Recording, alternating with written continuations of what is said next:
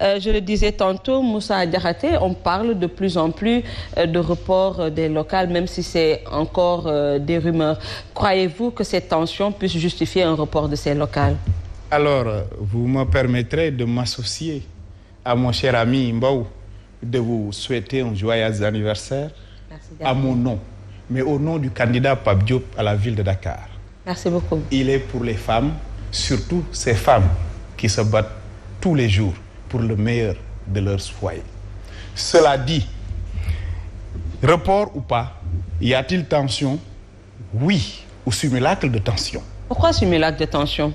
Parce que je continue à croire que nos amis du pouvoir travaillent à ce qu'il y ait une tension ambiante au point de trouver des raisons suffisantes pour prétexter un énième report des élections. Vous pensez que c'est fait sciemment alors? Ce qui s'est passé hier, à mon humble avis, est assez illustrant comme acte posé. Tout le monde sait que je fais tout pour battre Barthélémy Diaz à la ville de Dakar. Mais ce qu'on lui a fait ne répond pas d'un état de droit, ne répond même pas d'une police responsable, comme la nôtre. Un commissaire a agi comme s'il était préparé, recommandé pour aller arrêter Barth. Mais ça, c'est juste l'aboutissement d'un processus. Déjà sur les listes, vous avez suivi qu'il y a beaucoup de contestations. Alors qu'une compétition, une élection, c'est une compétition.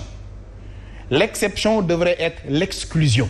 On devrait créer les conditions pour permettre à tous ces citoyens, quelque bord qu'ils puissent être, de pouvoir compétir. On a été à plusieurs élections.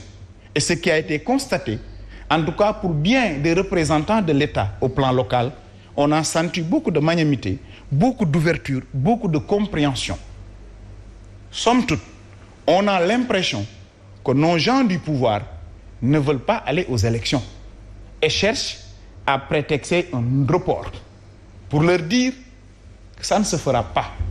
Mais aussi inviter l'opposition à ne pas tomber dans le piège de ce pouvoir-là, de savoir raison garder, et c'est peut-être l'occasion de saluer l'attitude d'hier de mon adversaire, Barthélémy Diaz, sur Faram Faké, une autre chaîne, excusez-moi, où il est revenu à plus de raison.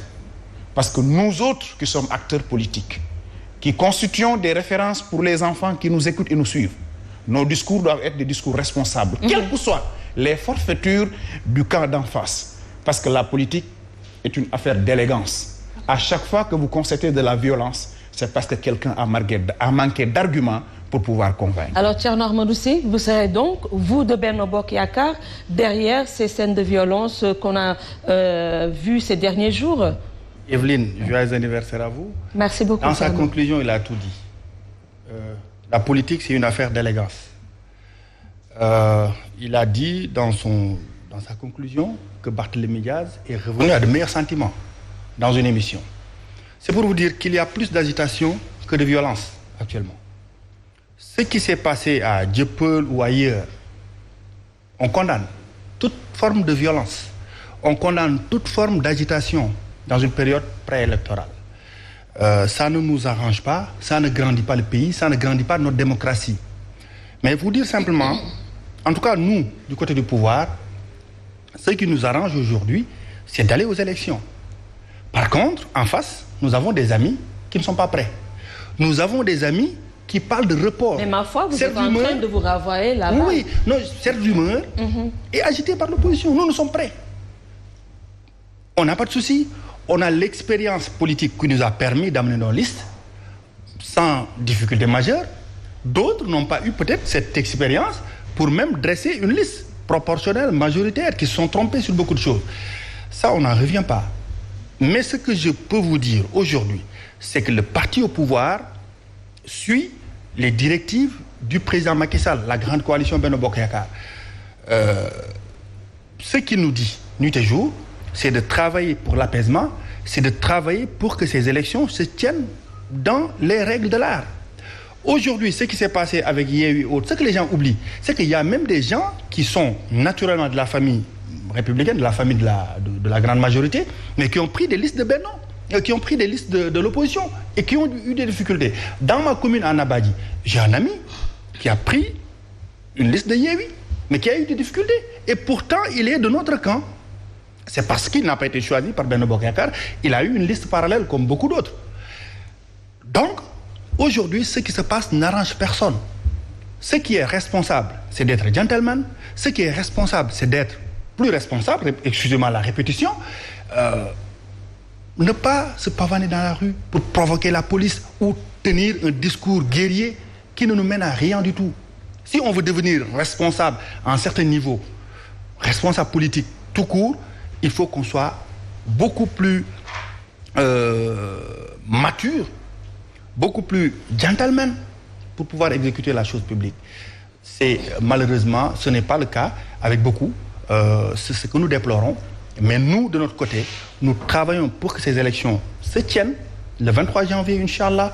Rien aujourd'hui ne présage un report de ces élections.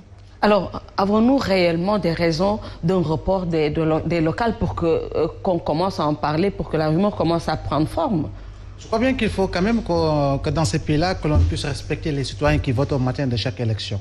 Je crois bien qu'il faut également respecter ces citoyens qui font la queue, qui se déplacent de région en région, de département en département, pour aller à la recherche justement de leur carte d'électeur, de leur carte d'identité biométrique. Je crois bien que les autorités, de quelque bord qu'elles se situent, doivent impérativement respecter ces citoyens en allant dans le sens d'un respect scrupuleux du calendrier électoral. Il est vrai que depuis 1984, la date des élections locales n'ont jamais été respectées, mais quand même 2 ans de plus par rapport à des mandats, c'est une première au Sénégal. Et ça, c'est arrivé sous le régime du président Macky Sall. Il faut quand même qu'on dise les faits.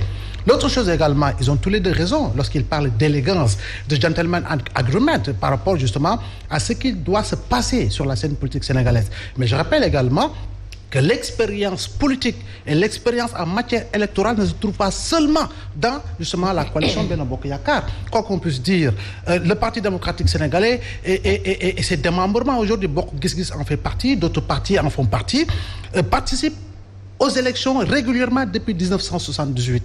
Mamadou Diop Decroix AJ et tant d'autres participent à des élections depuis 1983. Année, justement, 3 ans après l'arrivée au pouvoir du président Abdou Diouf, avec justement l'ouverture justement au multipartisme et l'organisation des élections générales en 1983.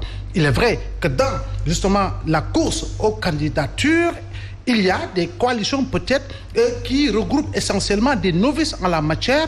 Ça, on ne peut pas le nier. Mais quoi qu'on puisse dire, les principales coalitions aujourd'hui qui attirent l'attention